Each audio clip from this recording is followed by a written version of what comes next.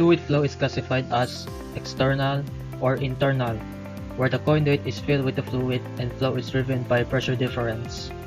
Liquid or gas flow through pipes or ducts is commonly used in heating and fluid distribution networks.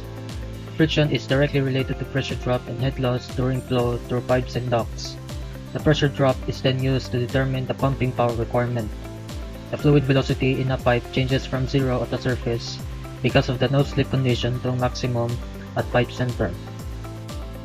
In fluid flow, the average velocity remains constant in incompressible flow when the cross-sectional area of the pipe is constant. Average velocity in heating and cooling may change somewhat because of changes in density with temperature.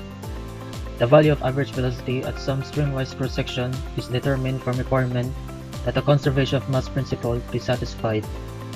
So it can be expressed as mass flow rate is equals to density times average velocity times cross-sectional area is equals to the integration of density times velocity profile. The average velocity for incompressible flow in a circular pipe of radius r can be expressed as average velocity is equals to the division of integral of density times velocity profile is equals to the density times cross-sectional area is equals to the division of integral of density times velocity profile but n density times pi radius squared. A careful inspection of flow in a pipe reveals that the fluid flow is streamlined at low velocities but turns chaotic as velocity is increased above a critical value. So there are three kinds. One is laminar, which is characterized by smooth streamlines and highly ordered motion. Second is turbulent, which it is characterized by velocity fluctuations and highly disordered motion. And lastly, transition. From laminar to turbulent flow does not occur suddenly, rather it occurs over some region in which flow fluctuates between laminar and turbulent flows before it becomes fully turbulent. Reynolds number is a dimensionless quantity, which is the ratio of the inertial forces or the forces that keeps the fluid moving to the viscous forces or the internal resistance acting on a fluid element. For internal flow in a circular pipe, this is expressed as: for flow through non-circular pipes, the Reynolds number is based on the hydraulic diameter, defined as: if the Reynolds number is below 2,300, it is considered as a laminar flow. If the Reynolds number is between 2,300 to 4,000, it is considered as a transitional flow. And if the Reynolds number is 4,000 or above, it is considered as a turbulent flow. Critical Reynolds number is the Reynolds number at which the flow becomes turbulent. And for internal flow in circular pipes, this is equal to 2,300, which is the generally accepted value. So basically, Reynolds number helps us in determining the type of fluid flow. To understand the concept about entrance region, we will consider this figure as a circular pipe in which there is fluid entering at a uniform velocity. The fluid's layer in contact with the walls of the pipe comes to a complete stop because of the no-slip condition. And as a result of friction, the adjacent fluid layers of the layers in contact with the walls of the pipe decelerates. In order for the fluid to overcome this effect, the fluid's layer at the midsection has to increase its mass flow rate. So the flow region adjacent to the pipe's wall in which the viscous effects and velocity changes are significant is called the velocity boundary layer. So this is the velocity boundary layer region. And when the fluid continues to travel along the pipe, the thickness of the boundary layer increases. And when the boundary layer reaches the center of the pipe, the velocity becomes fully developed. So a rotational flow region is the region in which frictional effects are negligible and the velocity remains constant in the radial direction. So the region from the pipe inlet to the point at which the velocity profile is fully developed is what we call the hydrodynamic entrance region, and the length of this region is called hydrodynamic length. So hydrodynamically fully developed region is the region in which the velocity profile is fully developed and remains unchanged. So the velocity profile at the fully developed region is parabolic in laminar flow and is much flatter or fuller in turbulent flow. In the fully developed region of the pipe, the velocity profile does not change, so the shear stress remains constant as well, since shear stress is related to the slope of the velocity profile at the surface. Whereas, at the hydrodynamic region of the pipe, the wall shear stress is the highest, and thus, the pressure drop is higher. So the effect of the entrance region is always to increase the average friction factor for the pipe. Entry lengths. The hydrodynamic entry length is usually taken to be the distance from the pipe entrance to where the wall shear stress, and thus the friction factor reaches within 2% of the fully developed value. In laminar flow, the non-dimensional hydrodynamic entry length is given approximately as this. For RE20, the hydrodynamic entry length is about the size of the diameter, but increases linearly with the velocity. In the limiting laminar case of RE2300, the hydrodynamic entry length is 115D. The variation of wall shear stress in the flow direction for flow in a pipe from the entrance region into the fully developed region. In turbulent flow, the intense mixing during random fluctuations usually overshadows the effects of molecular diffusion. The non-dimensional hydrodynamic entry length is for turbulent flow is approximated as this. Laminar flow in pipes. We mentioned in section 82 that flow in pipes is laminar for RE2300, and that flow is fully developed if the pipe is sufficiently long relative to the entry length, so that the entrance effects are negligible. In this section, we consider the steady laminar incompressible flow of the fluid with constant properties is the fully developed region of a straight circular pipe. This is a free body diagram of a ring-shaped differential fluid element of radius r, thickness dr, and length dx oriented coaxially with horizontal pipe in fully developed laminar flow. The size of the fluid element is greatly exaggerated for clarity. The pressure force acting on a submerged plane surface is the product of the pressure at the centroid of the surface at the surface area. A force balance on the volume element in the flow direction gives this, which indicates that in fully developed flow in a horizontal pipe, the viscous pressure and force balance with each other, dividing by 2r dr dx and regaining this. But we recognize that the two numerators in equation 8 to 10 are dp and dr respectively. Substituting r is equal to u du over dr, dividing r and taking u is equal to constant gives us desired equation. Thus, we conclude that dp over dx is equal to constant. This is verified by writing a force balance on a volume element of radius r and thickness dx, a slice of a pipe, as figure 8 to 12 gives. dp over dx is equal to 2rw over r. The velocity profile ur is obtained by applying the boundary conditions du over dr is equal to 0 at r is equal to 0. Because of symmetry about center line at u is equal to 0 at r is equal to r, no slip condition at the pipe wall. This will give us this formula. The average velocity determined from its definition by substituting equation 8 to 15 into equation 8 to 2 and performing the integration, yielding us this formula. Combining the last two equations, the velocity profile is rewritten as ur is equal to 2v average is multiplied by 1 minus r squared over r squared. The maximum velocity occurs at the center line and it's determined from equation 8 to 17 by substituting r is equal to 0. Therefore, the average velocity in the fully developed laminar pipe flow is 1/2 and the maximum velocity. Pressure drop and head loss. Here we have two pipes that is filled with fluid flowing from left to right. The inlet of the pipe is denoted by the letter I and the outlet is denoted by the letter O. We will refer to the left scenario as pipe flow and the right scenario as the open channel flow. In pipe flow, the pressure at the inlet is greater than the pressure at the outlet.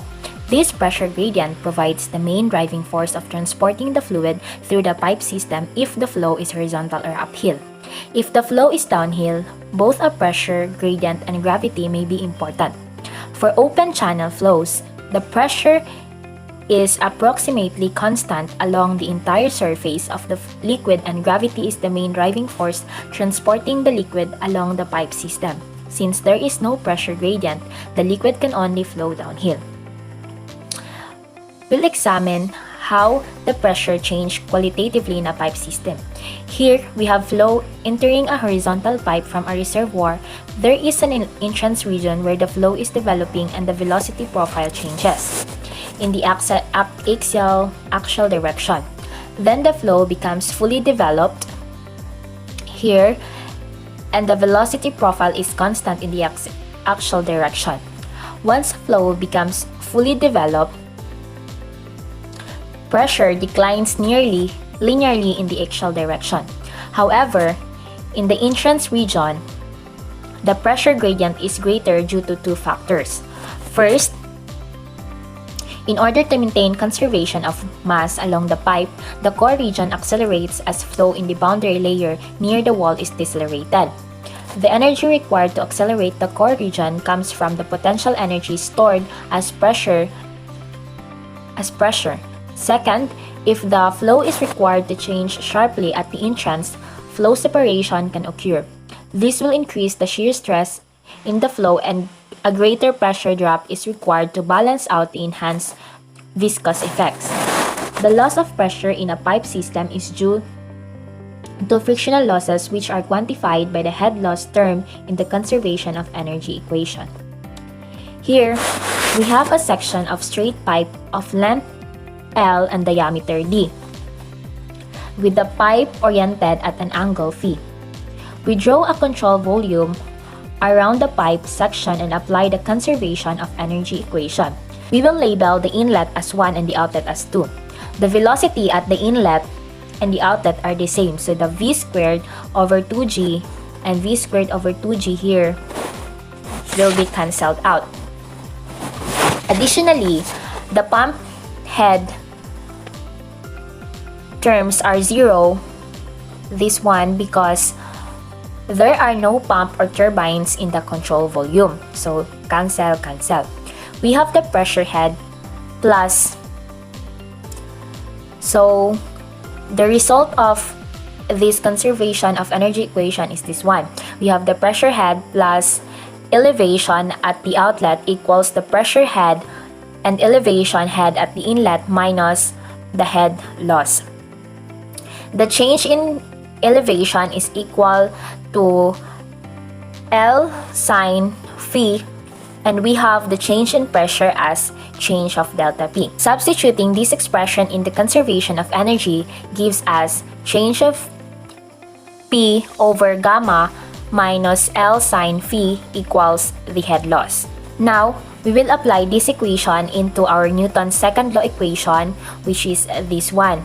For a fluid cylinder consisting of all the fluid in the pipe, the weight of the fluid in the pipe can be written as gamma times the volume, which is equal to gamma times L pi d squared over 4. Plugging in the expression for mg, we will now obtain this equation. We now have Darcy-Weisbach equation, which will give us on how to calculate head loss for straight pipes from both laminar and turbulent flows.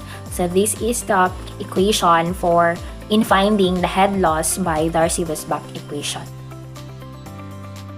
Most flows encountered in engineering practice are turbulent, and thus it is most important to understand how turbulence affects wall shear stress. So, turbulent flow is characterized by disorderly and rapid fluctuations of swirling regions of fluid called eddies. In turbulent flow, the swirling eddies transport mass, momentum, and energy to other regions of flow much more rapidly than molecular diffusion, greatly enhancing mass, momentum, and heat transfer. As a result, the turbulent flow is associated with much higher values of friction, heat transfer, and mass transfer coefficients. We observe that the instantaneous values of the velocity fluctuate about an average value, which suggests that the velocity can be expressed as the sum of an average value and a fluctuating component. It is convenient to think of the turbulent shear stress as consisting of two parts: the laminar component, which accounts for the friction between layers in the flow direction, and the turbulent component, which accounts for the friction between the fluctuating fluid particles and the fluid body. The total shear stress in turbulent flow can be expressed as This figure shows the average or mean velocity profile for a turbulent flow in a pipe. So turbulent shear stress. So consider turbulent flow in a horizontal pipe and the upward eddy motion of a fluid particle from a layer of lower velocity to an adjacent layer of higher velocity through a differential area dA as a result of the velocity fluctuation, as shown in this figure.